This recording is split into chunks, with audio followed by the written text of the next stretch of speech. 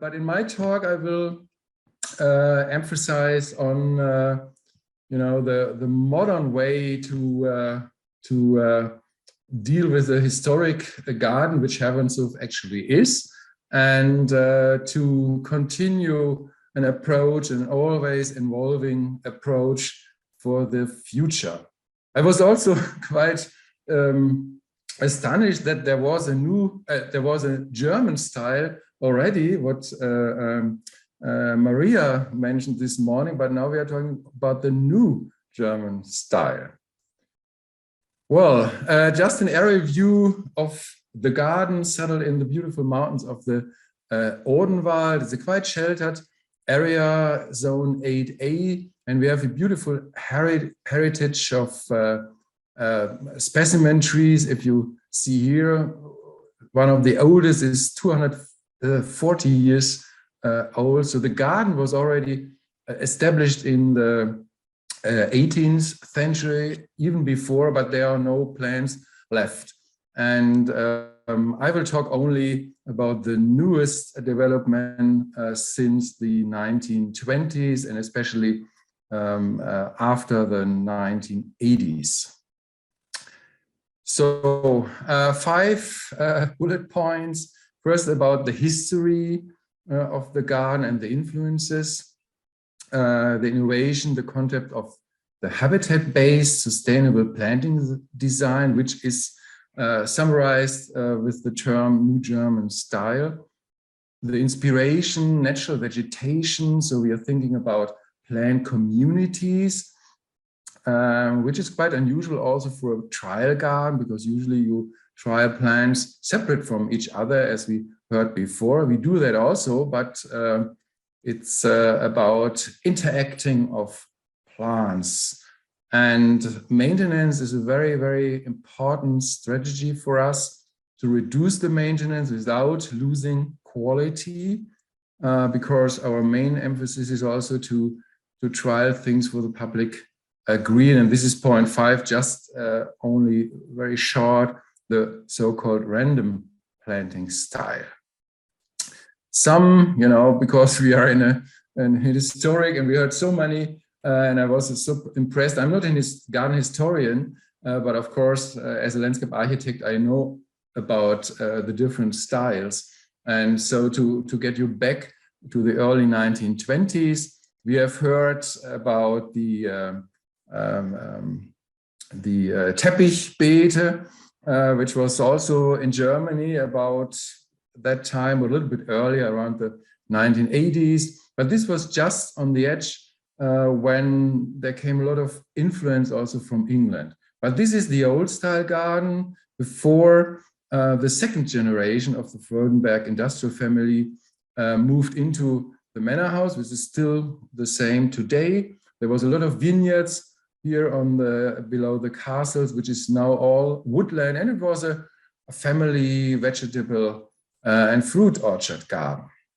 This is the family. There were 3 generations actually living in the house, and you see still around this time there was something left of this bedding plant with all these exotic plants. So it was a quite formal garden, so a little bit behind its time, I would suggest. And it was a typical industrial estate. The family lived here and had her garden. But there was an influence starting in the 1920s, influenced by the art and crafts garden from England, especially Gravetie Manor, but also others.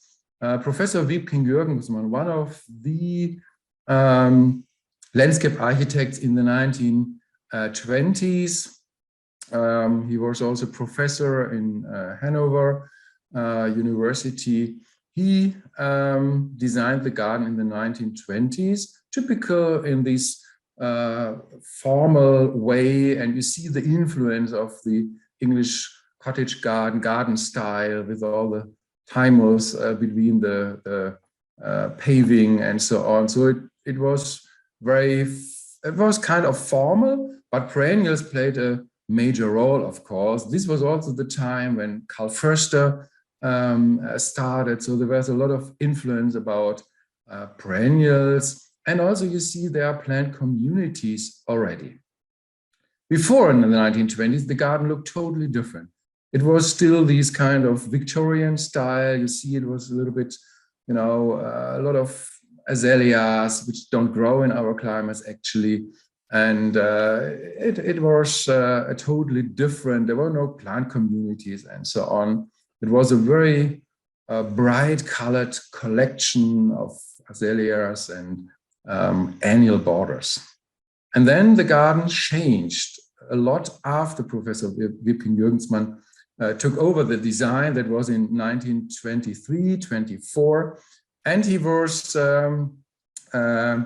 responsible for the garden, or at least for the advice and consulting until the 1950s. So 40 years, actually, he consulted the family in the garden. And he redesigned it in the 1950s, but this is the early stage, the terrace. And you see plants are used as communities. So they match habitat. And this whole approach dates back actually to William Robinson, who was actually the first thinking about plant communities, images of, you know, like a woodland garden and so on. Not certainly the wild garden, which is often misinterpreted, but you know, this was typical, this influence of England, but also from the German plant sociology science. So both influences, I guess, were matched here. This is the garden today or nowadays. You see still these very specimen trees, old growth trees, which are all about 135, 140 years old, mostly planted in 1888, so with the first generation of the Freudenberg industrialist family. So we have this beautiful sequoia planted in 1888, also magnolia, Soulangeana, Alba superba, which is also an old variety, not much sold anymore. And so it's really a legacy, a heritage, actually. And we try to keep these plants alive, which is not always quite easy. And we have another heritage from the 1948, this beautiful Chinese redwood metasequoia came from Arnold Arboretum as seed in 1947. This was the year when the first seed of metasequoia were introduced from China to the West. And there are only 3 trees originating from these first discovered trees, and one is in Hermanshoff. It's now 45 meters tall, so quite an impressive tree. And also one of the most iconic views is this walk of wisteria, which is actually, I found this out some years ago, which is originally inspired by the wisteria walk in Gravetie Manor. Actually, there's an image in the book, The Wild Garden from, or The Flower Garden from William Robinson, and exactly this rhythm of, it's not a pergola, it's like a walk, it's exactly the one. And I think Wiepking visited Gravetie, that we know, so he was probably inspired. And this is one of the heritage we have. And it's a beautiful old growth planted in 1923, probably some of the oldest wisterias in Germany, actually. There are 2 different ones. This is Multiyuga, and so Floribunda, and this is Chinensis. Well, today, totally different approach, a naturalistic look. This is very typical for to summarize the New German style. But when I took over the garden in 1998, it was a different style, actually. It was a little bit more formal, it was more or less intermingled. And nowadays I use really also the bulbs, which are more in border area, but it's not a classic border. it's really like a landscape. I usually think in landscapes. So I reduce the amount of different varieties, and it looks like a random intermingled meadow, actually. And of course, different color schemes. In the front, this is where I use double tulips. This is the bedding. Actually, this is the only part we change twice a year. The rest stays into the ground, but we replant. We're just now replanting about 12,000 bulbs and about 7,000 to 8,000 tulips. Usually the single late we have to replant. And every year I do a different summer bedding, which I call always the mille fleurs style. So a little bit also historical inspired, but in a modern way, of course. And but this intermingling I like with connected colors. Actually, last year it was in warm colors actually. So it looks like a historic border, but of course it isn't, and it's not a border that fits to the time when to the 1980s, to the 1880s, when the house or the garden was first acquired. We have two historic houses, the manor house where the family lived. It's now used for corporate functions from the industrialist family, which is a still family-owned company with 55,000 employees worldwide. And they supply about 75% of the funding. And the rest is funded by the town council of Weinheim. This is the gardener's house, also historic, from 1835. And this is also, here I'm sitting now.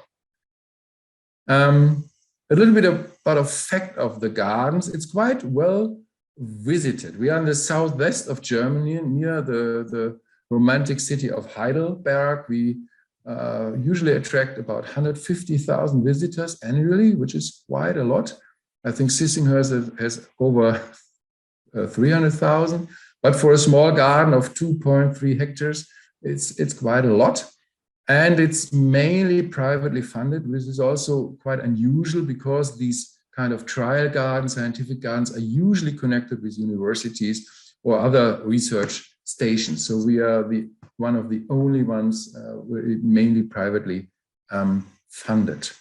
And of course, we are also a horticultural research institution with emphasis of innovative planting design and especially low maintenance and ecologically based perennial plantings.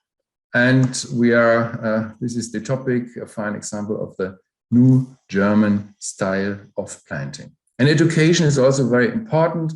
So to transfer these ideas to young people, to the next generation, this is very important for me. We do also trials.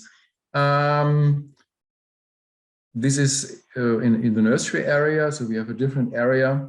There's a connection of trial gardens, about 14 in the German-speaking countries. And unfortunately, these assortments, like especially like Sanguisorba, 55 varieties, we can't usually keep them. And there is no system installed yet.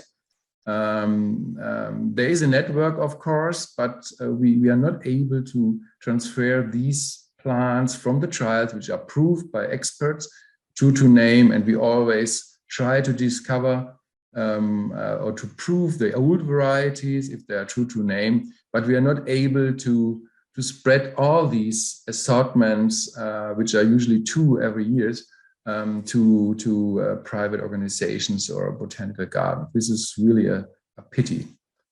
We have a nursery area, and the garden itself is separated by different habitats, which is the main idea of the new German styles, matching plants to their garden habitats. And you see this is the borders. We have rocky steppe, prairie, steppe, then woodland, European, Asian woodland, and North American woodland. So it's a combination of geographical plantings and habitat planting, actually. And the concept of this habitat-based sustainable planting design is that we emphasize on year-round dynamical changes in visual aspects. The key is bringing aesthetical and ecological aspects together. This is, I think, the goal of the New German style.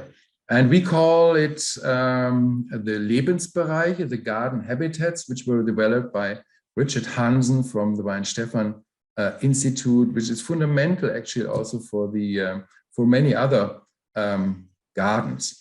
And so it's on one hand natural habitat requirements as well as aesthetical qualities. So both actually. It's not the wild garden in its sense. So another area of view where you can imagine the different borders. These are the borders, and these are the more wild areas. And these kind of habitats are woodland, dry open ground, steppe, and water. There are actually 8 of these. And this fundamental book, published first in 1981, that was the perennials and their garden habitats. It's also translated in English, but I think it's out of print in the moment. But this is, we call it the Bible of planting design and plant use in Germany. Where does it come from? Professor Richard Hansen was also involved in, or his professor was the famous plant a plant sociologist, Tüxen. And so he was mapping plant communities in Germany. He was the father, actually, of plant communities. And Hansen, of course, took this system of plant communities to another level. He adapted it to garden habitats. And this was really his idea. But it was not actually, he was not the first. There was actually Willy Lange, which also had this idea of reinventing natural plant communities in a garden setting. And Willy Lange was also influenced by William Robinson itself. So you see, it starts all at William Robinson, actually, this idea of putting plants together as a community. And in every catalog, actually, this morning, there were some talks about catalogs, and in every German catalog, you have this information about the habitat, and you have this kind of pictograms.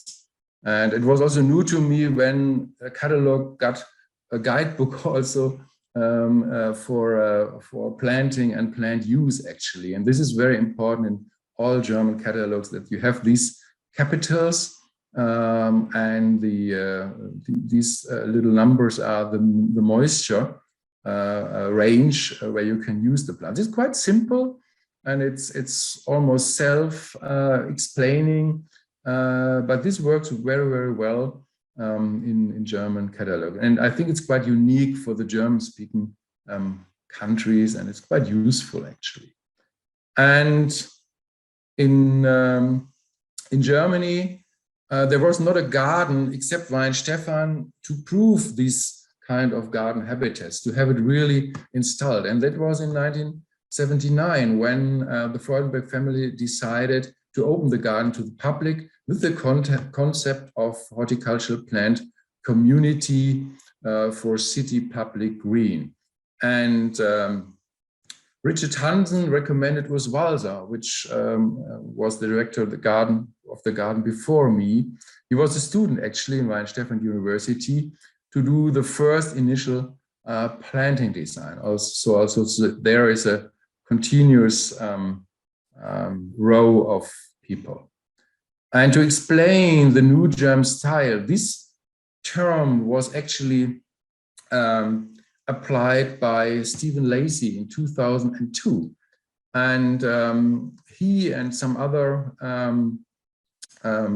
people from England visited Germany 10 years earlier. So that was in the 1990s, and were quite impressed about this naturalistic style, which is dedicated to the growing condition, which was quite different from the English approach. And it was more informal, more intermingled, with a lot more dynamics going on over the years. It was more meadow-like effect, and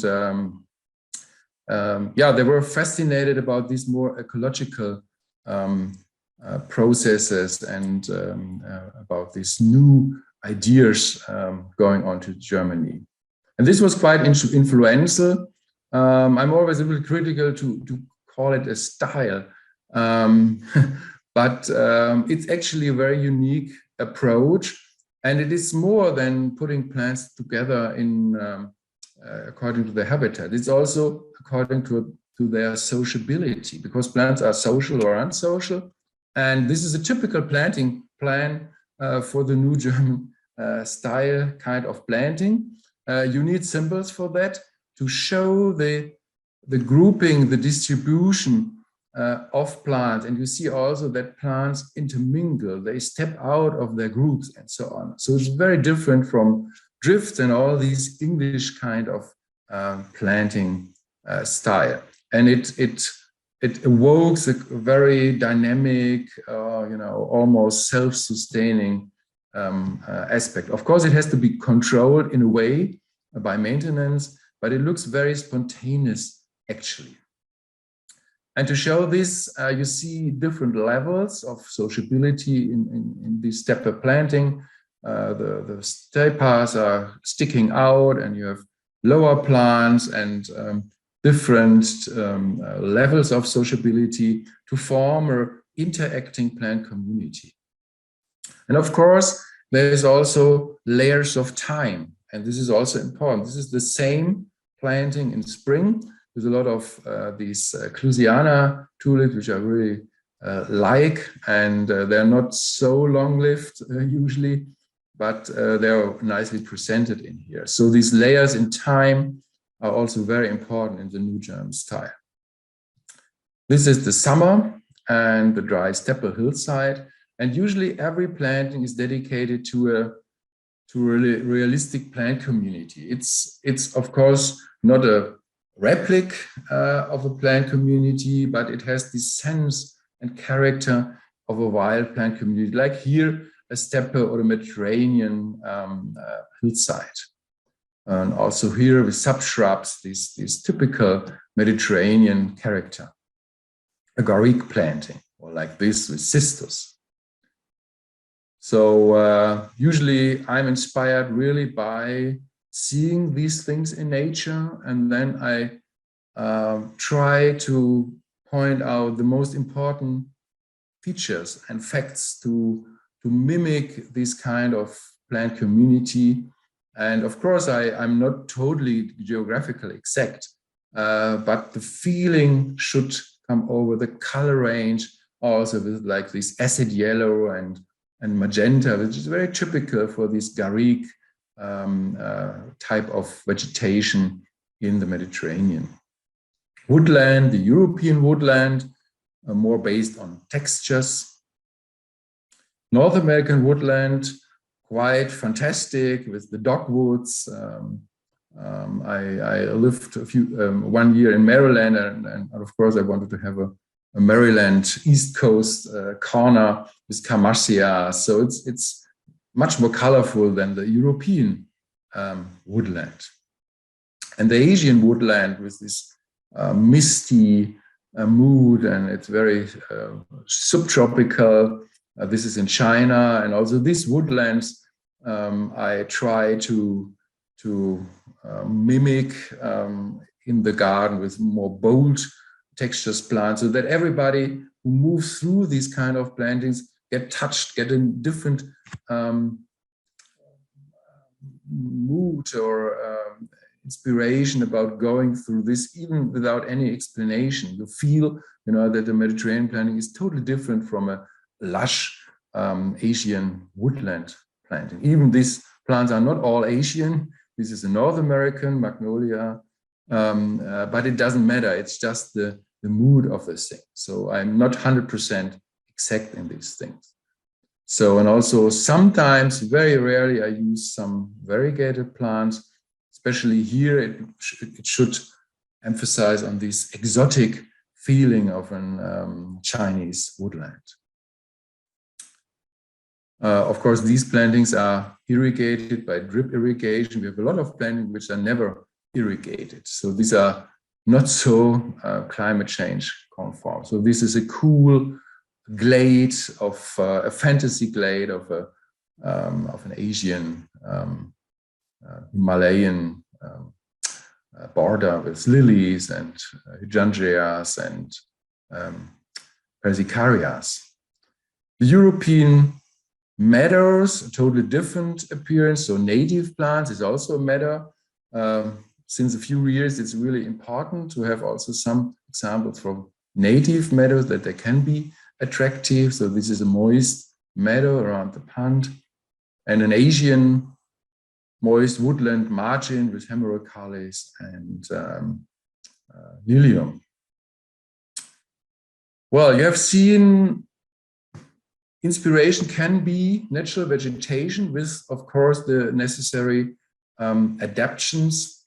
Especially, I believe that this is a good way for urban green spaces to get a sense of atmosphere, of ecology, of aesthetics, and also to reduce the maintenance costs. So we mainly concentrate on stress and disturbance tolerant grassland communities, which I'm trialing. This is my main research. Central Asian and also North American, but also European and Central Asian steppe communities. And prairie always took me along, and I will show you some examples. This is the template in nature, a real prairie. You see also the beautiful layering of these plants, these emergent silphiums. And this is my version. This is an unwatered, unirrigated, and unfertilized prairie. So this is what we can use really on traffic islands. And it's very beautiful, of course. And it takes some years to figure out how to combine the plants, which proportions these plants need, which sociability they have. So I really had to study these in situ and in the prairies. But of course, this is a sophisticated and condensed version of prairie.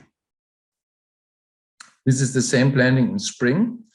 Of course, I use also non-prairie plants here as a compromise, like the alliums. They grow very well in these kind of situations to make it more attractive, because prairie plants are quite late. So we have to make all these compromises. So in this case, I'm a designer. We are a botanical garden, but my emphasis is not to recreate exact models of natural plant communities. It has only the sense of a prairie. And this, I think, usually I can walk in this. So it's a condensed version of prairie. And also, of course, the aesthetics of the decay is very important. And you can imagine to maintain these kind of intermingled, very dynamic plants is not so easy. So it's like a formal border is much easier to understand. This is always to predict what will happen if I do this, or what will happen if I don't do this. This makes it more sophisticated to maintain these kind of plantings. This is the early June, is like in every garden, very beautiful. The second model plant community is the Asian steppe. This is in the Tian Shan Mountains in Kyrgyzstan. Looks almost like a planting. And these are the versions in Hermanshoff. This is a very good model, which we use often in traffic islands and in public green spaces, because this is unfertilized, unirrigated all year. Even in the driest years, we don't water this. Of course, the blooming time is mainly May and June. This is very beautiful and also good for insects, of course. And you see, we do maintenance records for over 20 years now, and we know pretty much what kind of plant community needs what kind of maintenance or what amount of maintenance. And for this example, this is about this planting. And when I started in 1989, it was like a border. It was treated like a border. So with high maintenance of 20, almost 21 minutes per square meter a year. And then we applied all this. Use machinery, mineral mulching, no irrigation anymore, no soil disturbance, which is very important, no fertilizing. And from one year to the other, so we applied mineral mulching. This is very important. So mulching is a key issue. So we came from 21 minutes in 1 year to 8 minutes. And in the following year, we ended up within 3 years to 3.5 minutes per square meter, just to matching the maintenance to the environment, which is a steppe environment with, well-drained, lean soil, actually. So before it was treated like an English border. You can do that, but it's not appropriate to this habitat. So that helps a lot. This is the planting to the left. Then this is about in September. So that helps a lot. And this moved on to a new idea of a random planting style. We try to develop, which doesn't need actually a planting plan, just a list. And it's kind of a formulaic planting, like modules actually, which are assessed usually 5 years and mainly for public green. And crucial is the sociability actually, and to match these plant assortment really to the habitat. And how it looks, so this is how the influence of Hermanshoff beyond the doors influences the surroundings in our area. So this is a industrialist company, not the Freudenberg company, where we use these kind of balanced mixed planting, which is a very intermingled, very dynamic planting style. This is actually the further development of the new germ style. It's still the new germ style, but not from the 1980s. It's just 40 years after.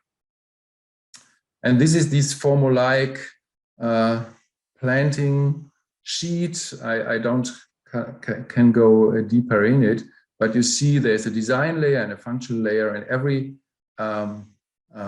functional type, like structural plants, seasonal theme plants, companion plants, ground covers, they have their certain proportion actually. So it's about proportions, which is based on the idea of plant communities and the idea of sociability of plants. So everything comes together, but it's easier understandable. And it would be like this, it looks a little bit chaotic, but it's all by these kind of structural the random. It is random in the case of planting, but it's not random in the case of thinking. So that you need a lot of thinking, your plants, and to put them in these different categories. And you can apply it, of course, in parking lots. So what we trial in the garden will be applied in real public green and also here. And the maintenance, to finish the whole thing, we apply to the plant survival strategies of Professor Grime from Sheffield University, which is proved to be quite useful. So thinking about stress tolerance strategy, competitive strategy, and rural strategy, which are usually the weeds. And we concentrate, of course, mainly on the stress tolerance strategy for public green, but also the competition strategy is very useful. And you see, we do these calculations for over 20 years now. And now you see which kind of plantings are low maintenance, which are mainly plantings with some restriction of of resources. So like shade, drought, full sun, lean soil, and so on. So the borders are always high in maintenance, and the more restrictions you have, the lower is the maintenance. This is a quite interesting finding. And then after we found this, we thought, what is behind it? And then we found the strategies of plants are actually behind this. And one example, this is the border, but the North American perennials actually. So we do a recycling system in this case. So no organic matter goes out. So we just shredder it on the ground in spring before the bulbs come out, and everything stays into in the ground. So this is one system. This is the competitive system, and running through the seasons. These are plants which are really fast growing. Beautiful, you know these plants, but maybe you have not treated them in this way. It works very well with tall perennials which are not evergreen actually. So you can do it really with a trimmer and with a lawnmower. And of course, asters use a lot of trees also, which are resilient to climate change, like sassafras. And of course, the season ends now, and also the lecture ends. And so this is the view to the gardener's house. And I use a lot of dahlias in recent years, single dahlias, which are actually seedlings of Dahlia coccinea. And we leave them in the ground. They prove quite hardy, a little bit of leaf mulch, and it worked quite well. So we treat them almost like perennials. Well, this was a rush through our ideas, and probably totally different from what we have seen before, of course, which was more historical. But you see historical roots and going on to the future, which is quite interesting.